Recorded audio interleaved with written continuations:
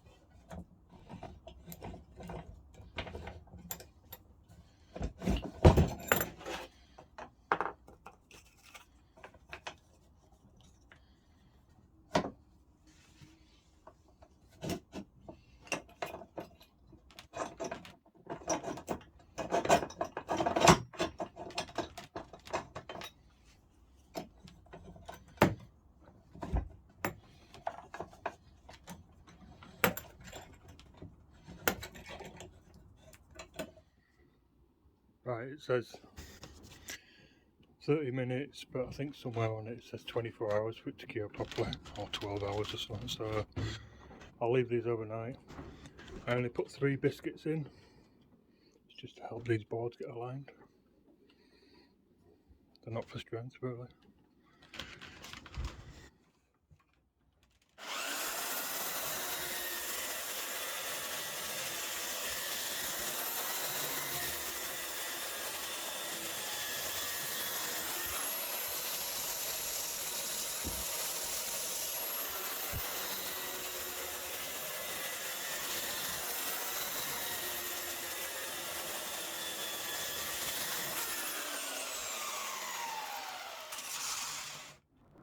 Right, I'm going to put them through the thicknesser now.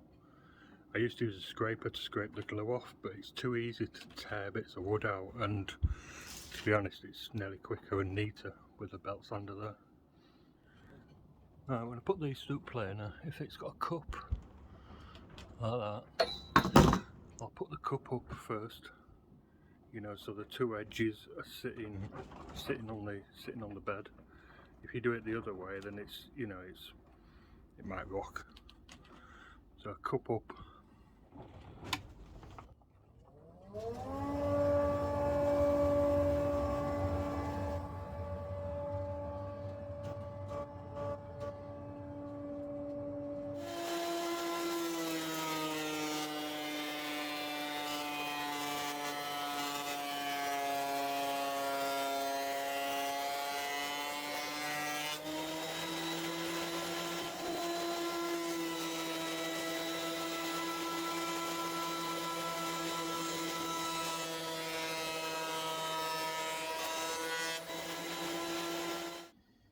Right, so they got plain both sides.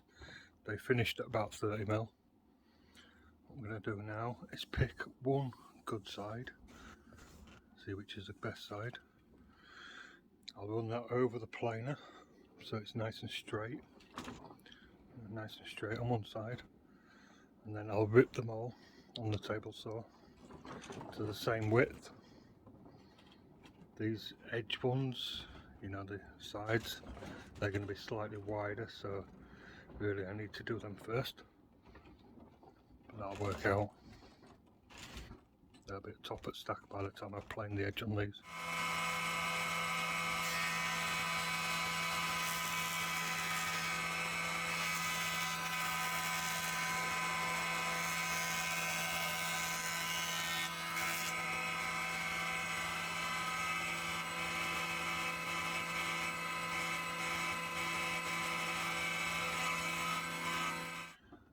Right, so they all have one good, straight, clean, square side. I'm going to stack them on here, I'll show you the next bit. I want these as wide as possible, but my planer will only plane up to 300mm. These boards are 6-inch planed, so they come out about 145. But because I've planed a bit off, I always lose a little bit. So I want them to be as wide as possible, but I can't go any wider than the narrowest, if that makes sense. Ironically, these are all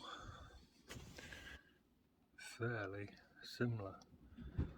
That one's down slightly there, that one, and that one's down slightly there, so I'll get my tape on and see which is the smaller of them two, and I'll rip them to alter that size. Then I'll take 5mm off the width, whatever that finished width is, and I'll rip these to that width, 5mm smaller than those, so that when the shelves go on, they could set back just a fraction. I like that look. I need to remember to keep 2 of these for the top, not to rip them down to shelf width. Like I said, I sat them on these flat bits of wood. 283. That one's 285. So I'll set the saw at 283 to this one. Need to move all these now.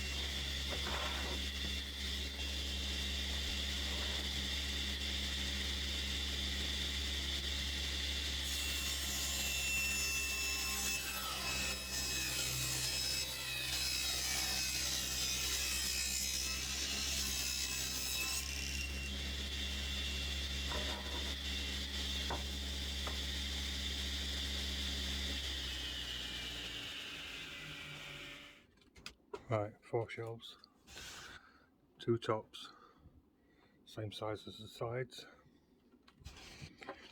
I didn't measure it, I just moved it in about 5mm on the scale there. So these should be just that fraction short. See if I can stand one up. So when they go on, there'll just be a cat's back there, just a fraction back.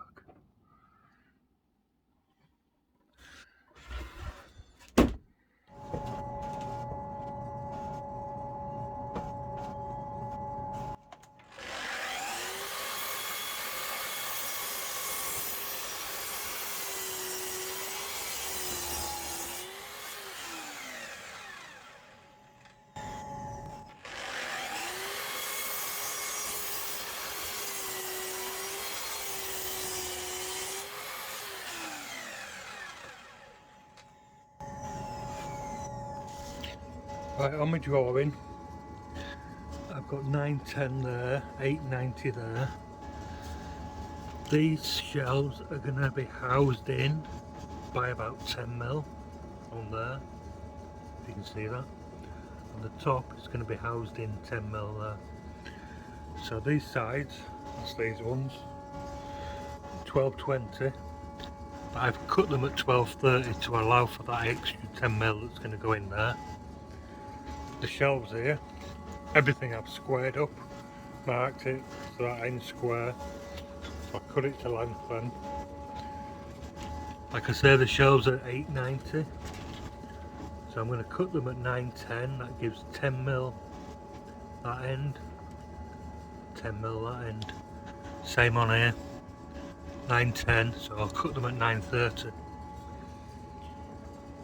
Then I've got loads of housings to cut.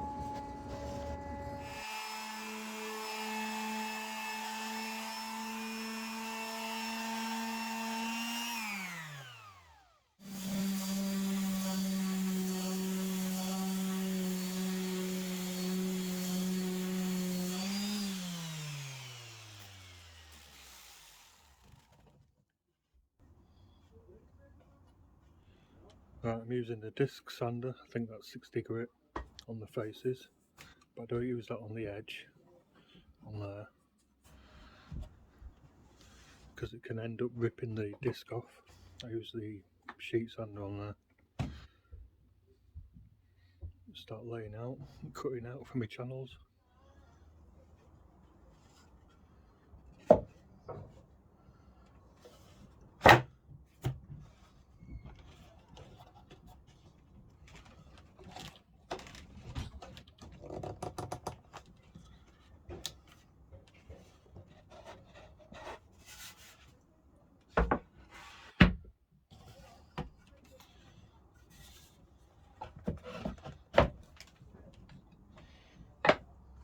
Right, so I've got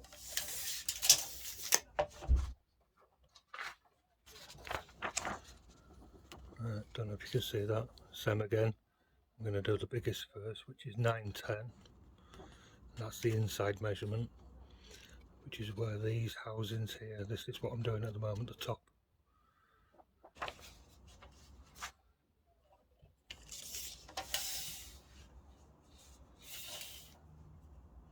So I'm going to come in 100mm.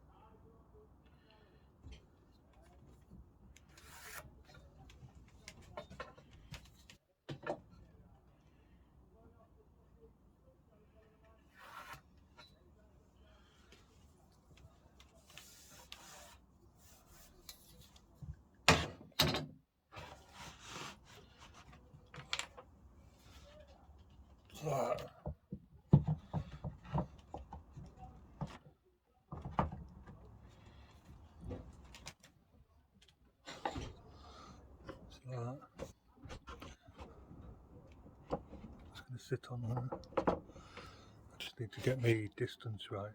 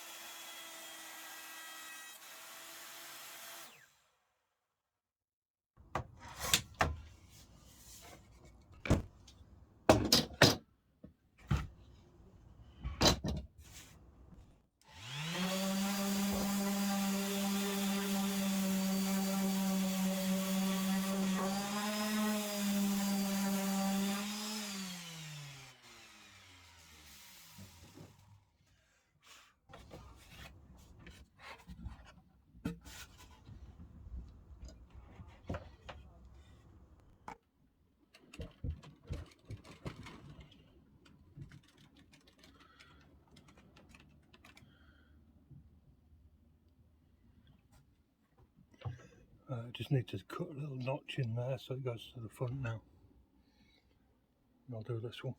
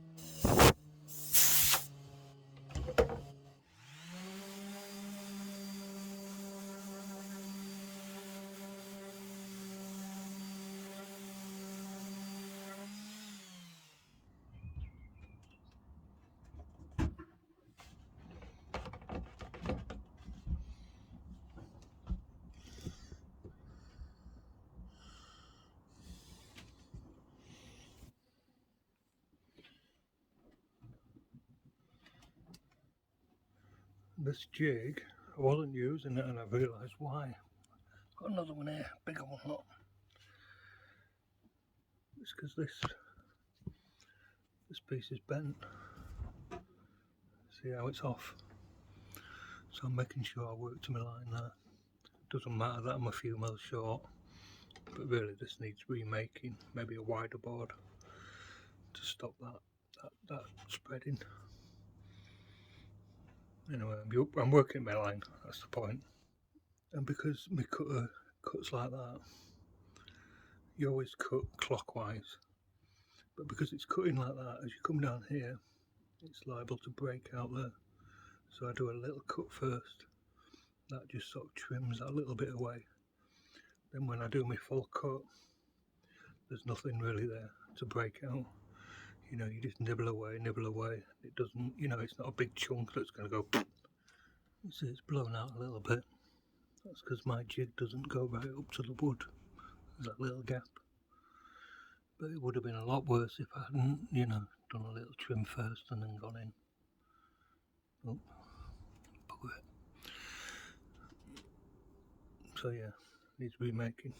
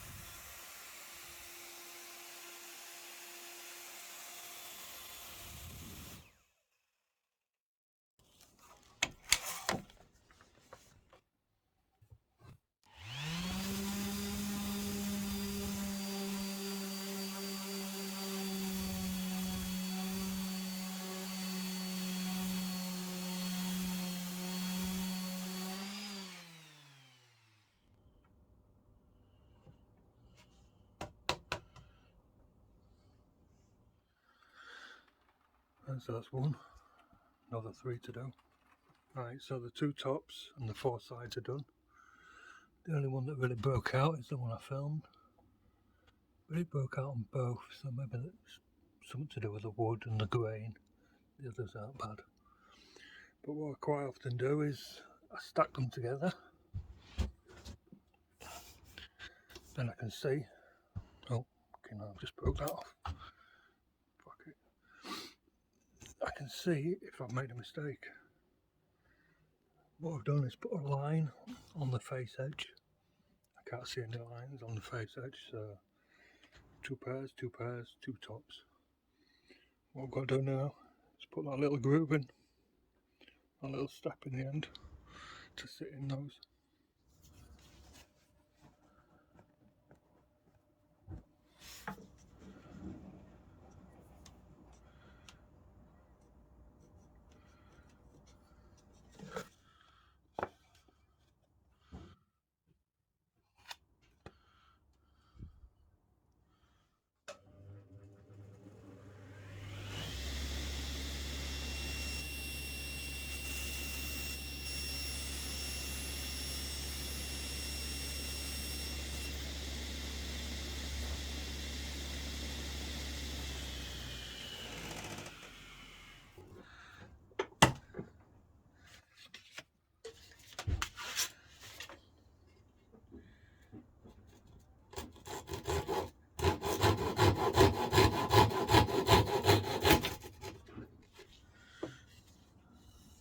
One of Daddy's saws needs sharpening.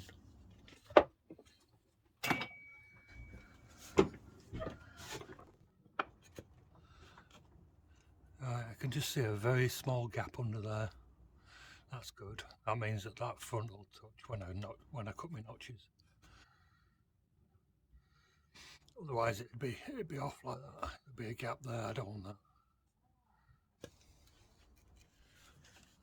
I've left it slightly long because otherwise as you come in with the router, I found that I round that edge for a little bit, which is no good. That bit there. So it'll give me a little bit to start my cutter and move in.